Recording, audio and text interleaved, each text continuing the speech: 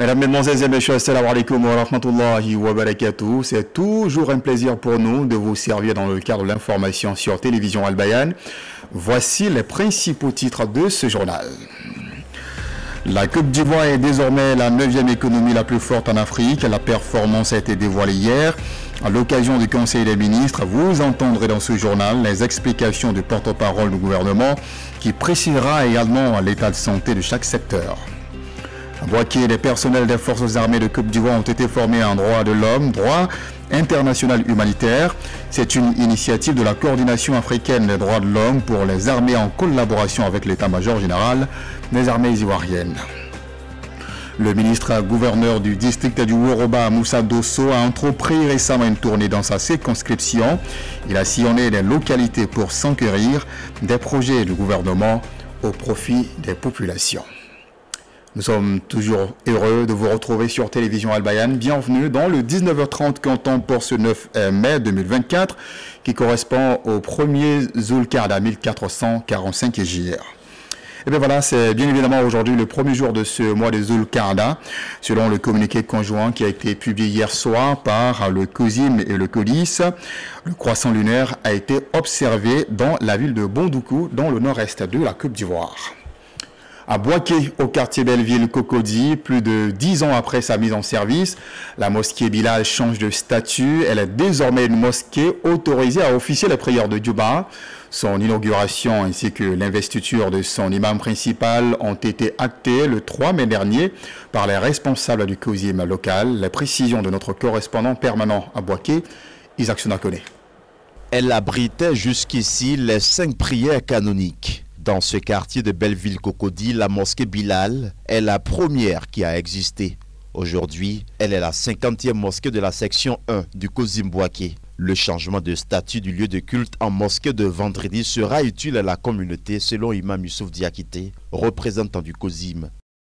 Les prières de vendredi dans les quartiers sont très importants car le sermon de vendredi permet à récapituler tout ce qui s'est passé comme affaires sociales dans le quartier, en ville, dans le pays. L'imam est recommandé à brosser sur tous ces actes qui sont déroulés dans la semaine.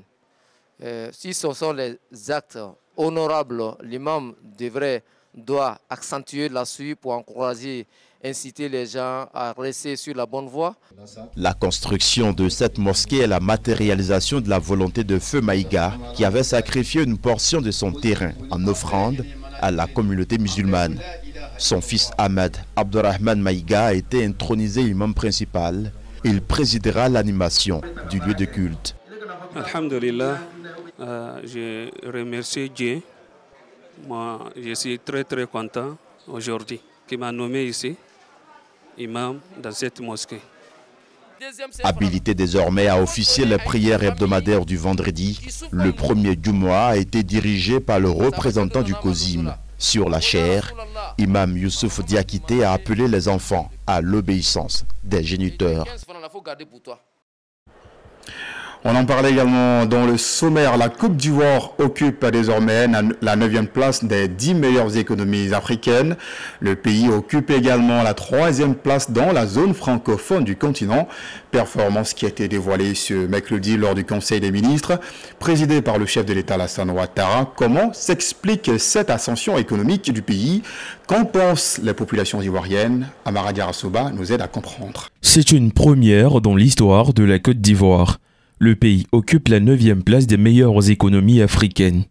Il occupe également la 3e place de la zone francophone du continent, derrière l'Algérie et le Maroc, ainsi que la 2e place en Afrique de l'Ouest, après le Nigeria. Une résilience économique qui est due à sa diversification, comme nous le témoigne le porte-parole du gouvernement, Amadou Koulibaly. Cette résilience de notre économie est due essentiellement à sa diversification. Vous vous souviendrez très certainement que le chef de l'État s'était engagé à une transformation structurelle de notre économie par son industrialisation. Cette politique tend à porter ses fruits puisque la croissance de notre économie est portée par le secteur secondaire avec un taux de croissance de 10%, et par le secteur tertiaire avec un taux de croissance de 8%, bien que nous demeurions un pays donc agricole. Dans les rues d'Abidjan, c'est avec joie que les populations ont accueilli la nouvelle. Certains d'entre eux espèrent en ce classement une possible solution contre la cherté de la vie. Avec tous ces travaux en ville, avec la nouvelle découverte de l'or, du gaz, mais c'est beaucoup de métiers, c'est beaucoup de boulot pour les jeunes, ça. À mon avis, on est mieux que ça. La vie des Ivoiriens, effectivement, est en hausse. Pour moi, cette nouvelle est une bonne chose pour la Côte d'Ivoire, non? Voilà, et je pense qu'à partir de là, beaucoup de choses vont se décanter au niveau de l'économie. On espère que ça sera un point qui va régler le problème d'acheter de la Côte d'Ivoire. On espère. On espère que ça va agir comme on le dit. Donc c'est le souhait de tout le monde. Si les autorités peuvent essayer de travailler dans ce sens-là pour que la population puisse bénéficier de cette manne économique, ça serait bien. Le chef de l'État Alassane Ouattara s'est félicité de cette performance économique du pays qui connaît une nette amélioration depuis ces dernières années. Récemment, l'agence de notation Moody's rehaussait la notation du pays de BA3 perspective positive à BA2 perspective stable, un relèvement qui reflète la résilience, disent-ils, économique du pays, soutenue par une diversification.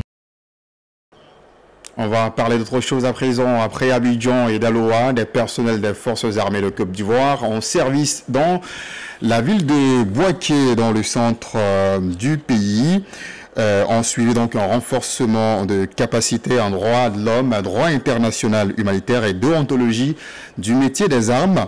Le séminaire de formation s'est tenu du 6 au 8 mai dernier dans la capitale de la région du Bakel. C'est une initiative qu'on allusion dans le sommaire de la coordination africaine des droits de l'homme pour les armées en collaboration avec l'état-major des armées de Côte d'Ivoire. La correspondance depuis Bouaké, des actions d'Akené.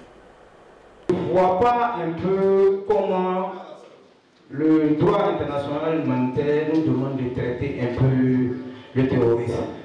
Nul n'est censé ignorer la loi, une maxime pas moins valable pour les personnels des armées. Sur les théâtres d'opération, à quelques conditions, le chef militaire est criminellement responsable des actes commis par les hommes sous son commandement. Dans cette salle, officiers, sous-officiers et soldats du rang sont tous attentifs à l'exposé du colonel honoré et major Jean-Hubert Ouassénan sur le droit international humanitaire. L'État de Côte d'Ivoire a donc fait du DIH une matière militaire pour éviter à nos forces de défense et de sécurité d'être frappées par des sanctions soit nationales ou soit internationales.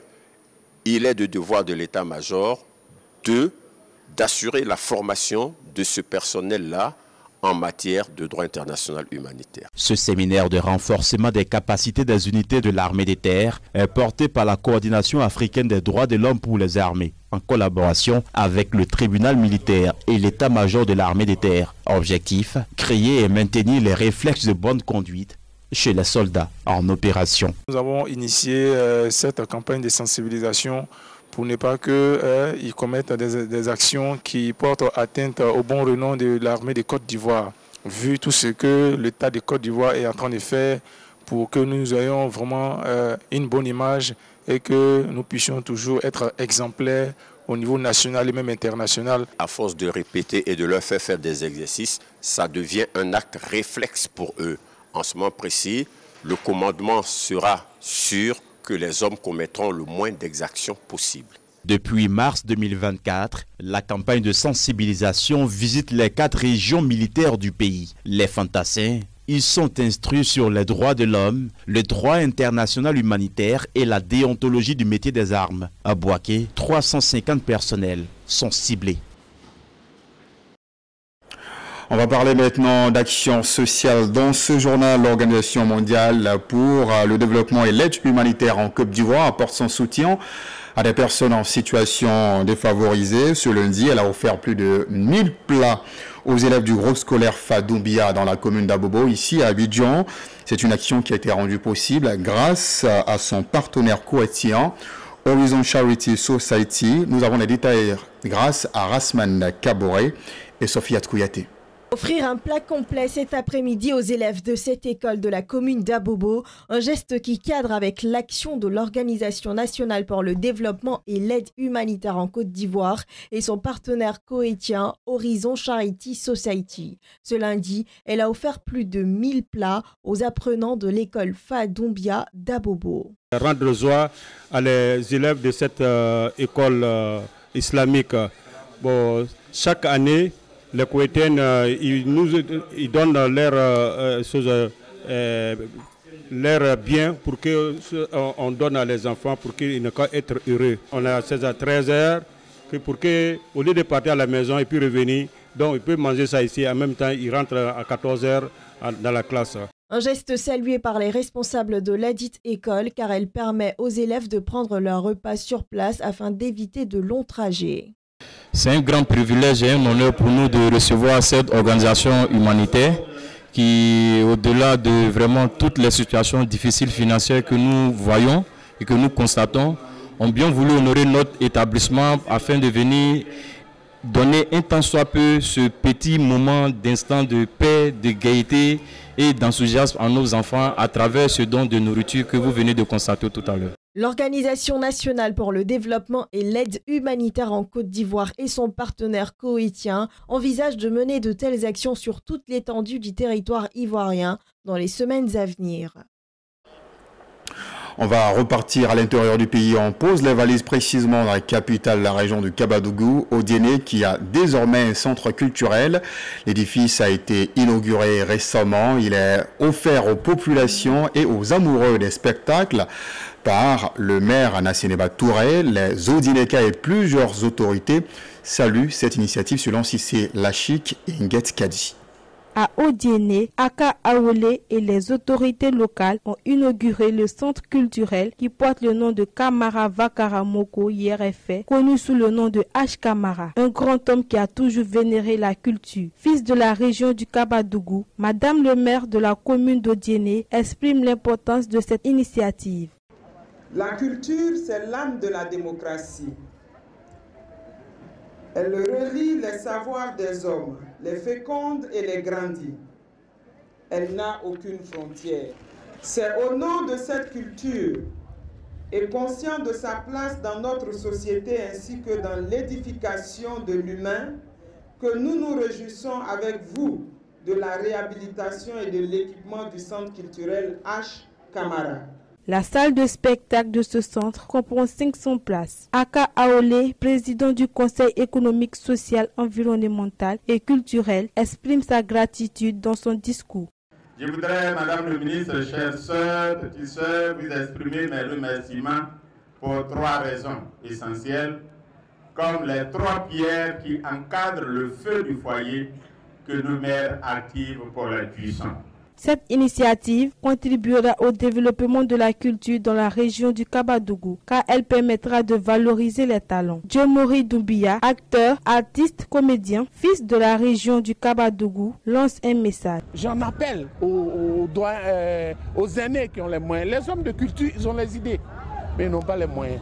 Ceux qui ont les moyens n'ont pas les idées. Il faut qu'on se resserre les coudes. Il faut que les aînés acceptent de faire des sacrifices pour aider les jeunes à mettre ça là en valeur. Les populations étaient tous heureux de la réhabilitation du centre culturel et de participer à son inauguration. Cette journée a été marquée par des danses traditionnelles. Tout ceci vise le développement socio-culturel. Et toujours dans cette promenade à l'intérieur du pays, on va se diriger vers l'ouest, à Touba, capitale de la région du Bafing, dans l'ouest ivoirien naturellement. Le ministre-gouverneur Moussa Dosso était récemment en tournée dans le district du Woroba.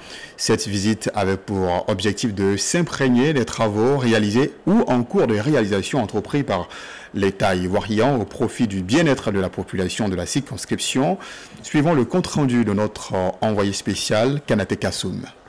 Dimanche 5 mai 2024, Le soleil se couche sur Touba, signe annonciateur de l'arrivée d'une personnalité dans la ville de l'Arbre Céleste. Le ministre-gouverneur du district autonome du Woroba à bord de sa commande-car.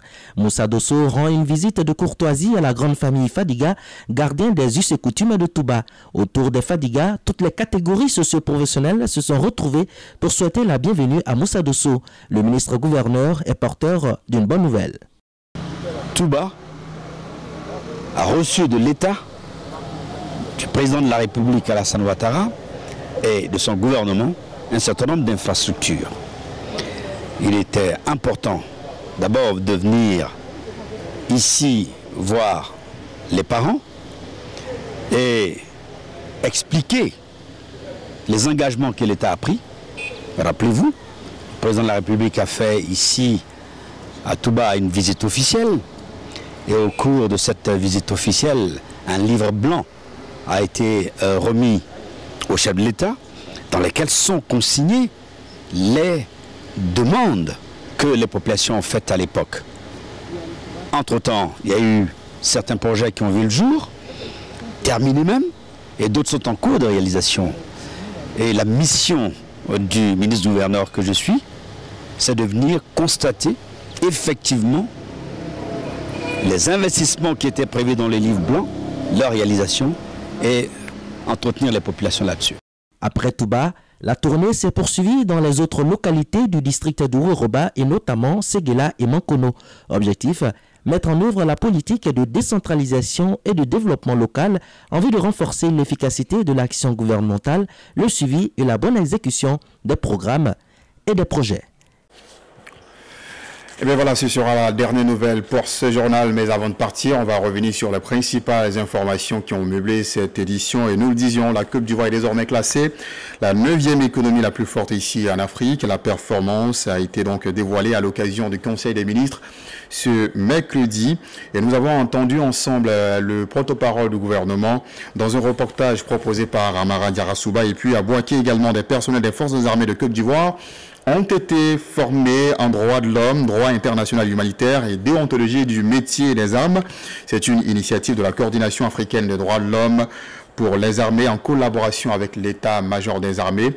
Et puis comme vous le voyez tout à l'heure dans le tout dernier reportage, le ministre-gouverneur du district du Woroba, Moussa Dosso, a entrepris une tournée dans sa circonscription pour constater les avancements des travaux entrepris par le gouvernement ivoirien pour le bien-être des populations. Nous avons été très ravis de vous conter l'actualité aujourd'hui sur Télévision Al-Bayan. Avec le même plaisir, on vous retrouve Inch'Allah demain, tout en espérant que vous serez au rendez-vous, tout comme tout à l'heure à partir de 20h avec Diomande de Boaké, qui vous conte l'actualité en langue arabe. Assalamu alaikum, bonne soirée, à demain.